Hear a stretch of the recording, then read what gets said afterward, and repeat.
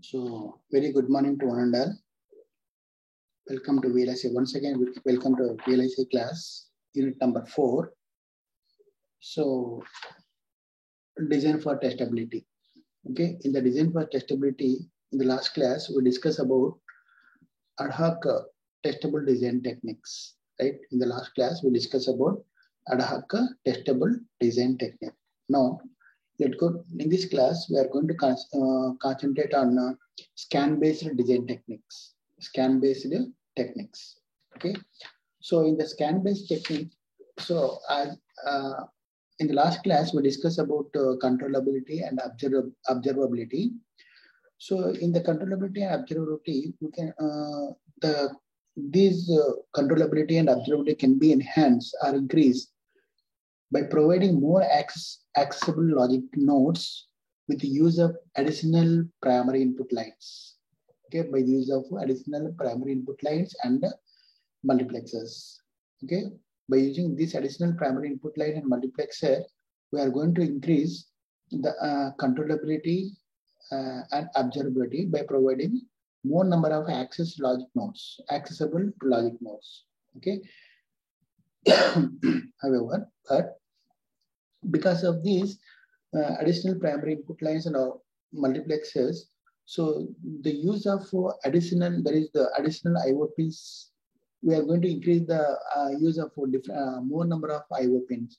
So because these IO pins are very costly, and also there is a chance of not only that, there is a chance of getting circuit becomes costly, and also the chip fabrication, not only for the chip fabrication, but also for the packing also, it is very, very difficult. Okay. So therefore, the alternative method in this case,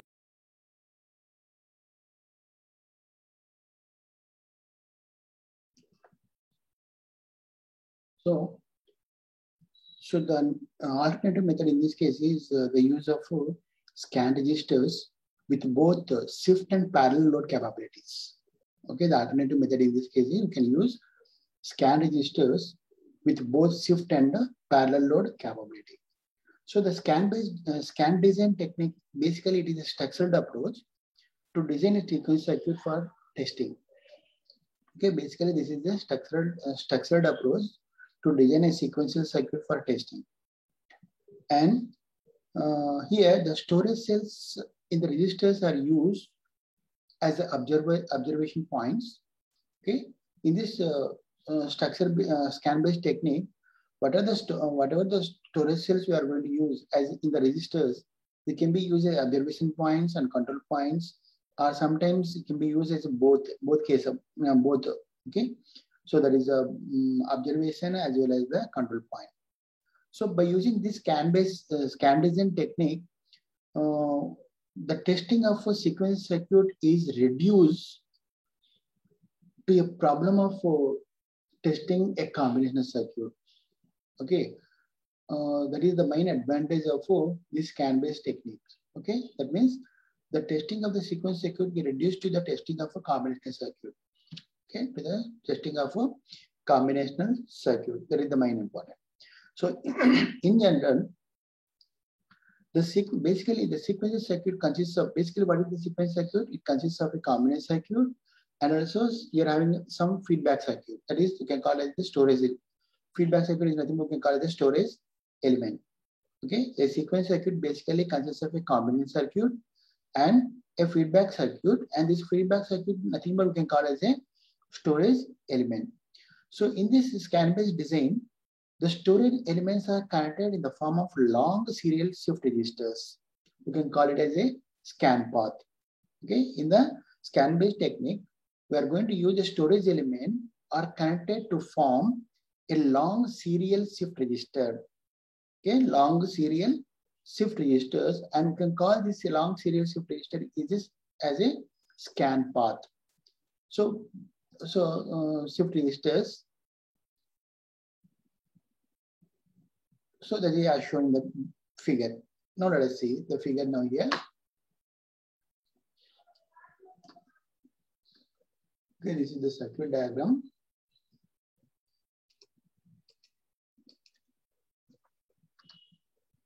Okay, this is the scan-based technique circuit. It consists of just observe. This is the combination circuit, and this is the feedback network. Here we are having a circuit like this. Okay, so this is the main circuit diagram of scan-based design circuit. It consists of different type of multiplexers. We are also using the multiplexers here. Okay, for every circuit you are having a multiplexers also we are going to use. That means we are going to use the by using the multiplexer, we are going to control the we can use the mode control. Okay, by using the multiplexer, it may be test mode or it may be normal mode. So that it can be possible by using the multiplexers in the circuit. Okay, so in the test mode, so what happens is the scan signal is entered into the scan path. Okay, the scan signal in the test mode, signal is entering the scan signal is entered into the scan path. That is entered into the shift register, and the output of the last stage is scanned out. Okay, the output of the last stage is scanned out in this case. Okay, here just remember. So this is a scan in, and whatever the last stage we are having, this is scan out. This is the last point. Okay, that is the scanned out signal. Okay, this is the input and this is the output of the signal. And in the normal mode, so what happens is scan path is disabled. In the normal mode, what happened? The scan path is disabled and the circuit function as a sequential circuit.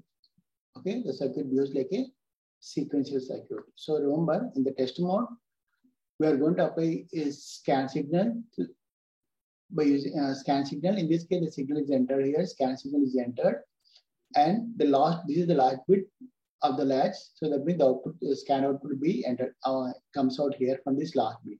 Okay, so all these signals will be connected to the combination circuit to get the output now in this case. Similarly, so in the normal mode, okay, in the normal mode, so what happened? All the scan, particularly in case of normal mode, the scan path is disabled. Okay, the scan path is disabled, but the circuit behaves like a actual normal sequential circuit. So here, the steps, that means a sequence of test sequence will be, we are having different test path in this case. Okay, these are different steps we are having. The first one in this case is, first thing is, we are going to test the mode. Okay, we are going to test the mode. That means the mode will be, initially it is the test mode. Okay, set the mode to test. And so in this test mode, all the latches are accept data. Okay, so all the latches, whatever the latches are here, they will accept data from the scan input. Okay, in the test mode, first point is, first we can go for the test mode. So in this test mode, all the latches, whatever the latches we are having here in the feedback loop, so they will accept data from this scan input. And the second point is, here verify the scan path by shifting in and out. Verify the scan path by shifting in and out of the test data. Okay, by shifting all the data, in this case, in and out of the shift data, the test data. And third type in this case is scanning is desired state vector into the shift register. Okay, that is shift all the desired data. Okay, but shift the data so such that desired state vector into the shift register. Okay, desired shift data will be entered into the shift register. Up to that, we can scan the circuit, scan the signal. And then the fourth step in this case is apply the test pattern to the primary input. Okay, apply the test pattern to the primary input here. This is the primary input. Here, once all these conditions we entered, so what happened? We are going to apply test patterns in this case. Okay, primary input pins. Now, after entering the test pattern, then set the mode to normal. Okay, set the mode to normal and observe the primary outputs. Okay, observe the primary outputs of the circuit under sufficient time of propagation. Okay, because we are applying some signal here, so the combination circuit is having some propagation time. Okay, some delay will be there. So after that time, you can observe the output at this point, and then assess the clock signal, circuit clock for one machine time or one machine cycle to capture the output of the combination circuit into the registers. Okay, after that, we're going to set the clock signal such that whatever the data is there now, that will be entered into the registers. Okay, and then shift the mode again to the test mode, and then we can content of the registers will be nothing but we can call it as scan out. Okay, in the test mode, whatever the data is there now in this case, scan out data, that is the scan out the content of the registers, and at the same time the system is again ready for the next pattern, scan pattern. Okay, again ready at the same time the scan in the next pattern. Okay, we are going to scan the next pattern of the test. Okay, and repeat the same process until the pattern is again applied. Okay, again the product, that is these are the different steps we are going to apply in this case. Okay, so that is about the scan path technique. So now in this case, the storage cell in the scan design is implemented by using, okay, here what are the storage cell is there, we can implement it by using edge triggered flip-flops or master slave flip-flop or level sensitive latches which are controlled by complementary clock signals. Okay, which are controlled by the complementary clock signals in order to eliminate the race problem. Okay, race-free operation. Okay, in order to eliminate the race problem, that is we are going to get, because we are using the complement clock signals in this level sensitive latches in order to get the race-free operation. Okay, so that is about the circuit. Now similarly, let us consider the scan path design by using edge triggered circuit with the D flip-flop is shown in the next figure. That is the, we'll go for the next figure here. So this is the figure. That is the scan-based design technique. Okay, scan-based design of an edge triggered D flip-flops. Okay, so just observe here, we are having the two latches like this, and we can apply the clock signal, and we are getting the another clock signal is complement of this clock signal in order to remedy the race problem here. And this is the data, the scan data we are going to apply, and this is the scan data depending upon test mode or normal mode. Okay, so test mode is logic 1 and normal mode is logic 0. Okay, that is the data we are going to apply now in this case. Okay, so now whatever the data, this is the circuit. Okay, so in some cases,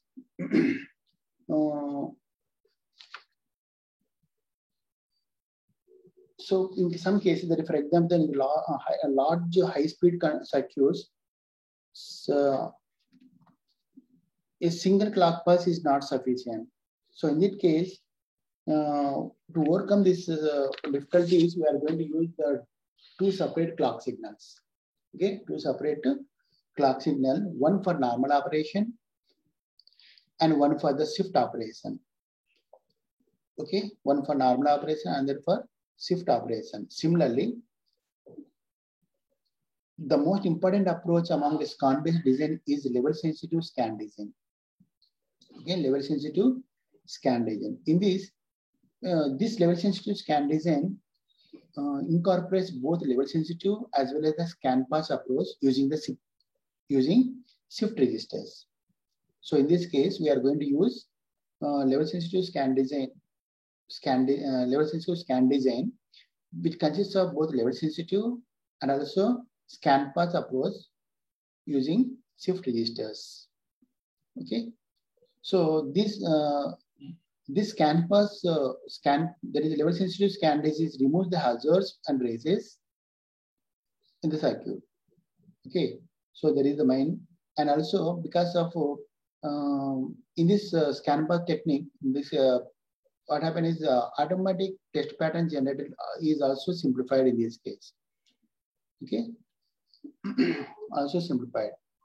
And similarly, we are having another is boundary scan method is also used in the testing pattern of the printed circuit board. Testing the printed circuit board, we are going to use the boundary scan test method. And also the multiple chip modules carry multiple chips also. Okay, the boundary scan test method is also used for testing printed circuit boards and multiple modules carrying multiple chips. Okay. And the main disadvantage of this scan-based technique in this case is because we are using in this design, the scan design, we are going to use more complex latches and flip-flops and IO pins and interconnector wires. Okay, we are using latches, flip-flops and IO pins and also interconnect wires also we are using in the scan design. So this requires more chip area. Okay, this requires more chip area. That means the testing time per test pattern is also increased due to shifting time and long registers. That is the main disadvantages of the scan-based technique, right? So there is the method we are going to increase basically in case of testability, observability and controllability can be increased by providing different type of accessible logic block in addition of primary input lines and also multiplexes.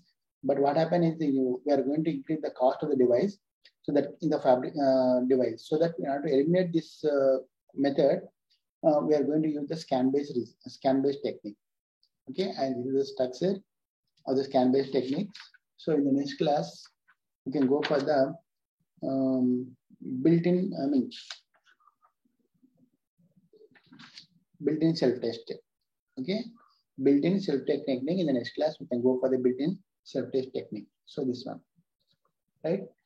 So today I'm going to stop the screen now.